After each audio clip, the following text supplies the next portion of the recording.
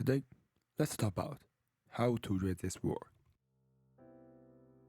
First, we need to know what this language is. This is a Manchu language, so this script is a Manchu script. As we see the strokes of the script, it's clear we can know it is a member of a traditional Mongolian script family. In history, Manchu script was also exactly created under the Mongolian script. By the way, what if we turn the Arabic scripts? We will find that it's likely it's a little similar with the Mongolian script. Yes, that feeling is right, because both Mongolian script family and the Arabic script family had the same ancestor, but this was a story from thousands of years ago. Okay, let's get back to today's topic. This time, I'm going to use this word as an example, Khergen, whose meaning is word.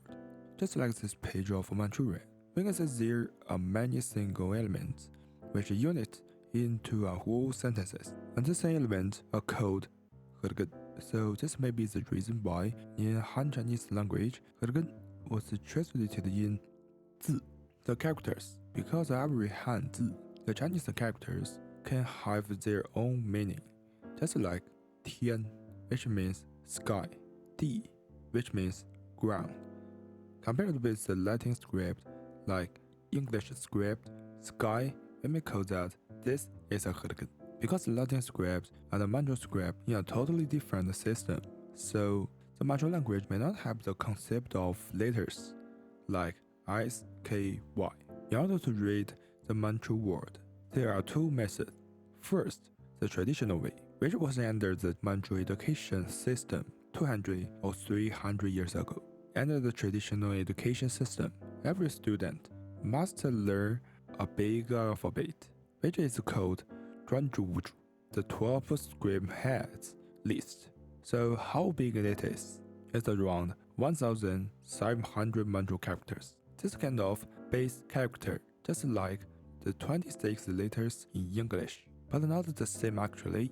And they are called umtli Khergen, meaning single word or single character, and in this list with 1,700 single characters. This does not include every single character, who still has 4 different types: isolated type, initial type, medium type, and final type, just like the Arabic script. So finally, this alphabet with almost 7,000 characters. But in our view from modern times, if we focus on this alphabet with 1,700 characters, this is actually a method of exhaustion for all of the syllables of the Manchu language. So when we see this word, Khergen, we should mention that at the start. We can just disassemble this word according to this big old school's alphabet. Kher and Gen can follow the sound of the alphabet. Okay, another word.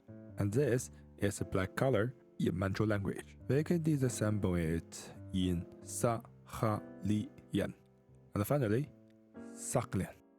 Okay, then the second method is the modern way, because the modern language scholars use the modern way to simplify the big alphabet into a small list, and every single character can have their own corresponding Latin letter.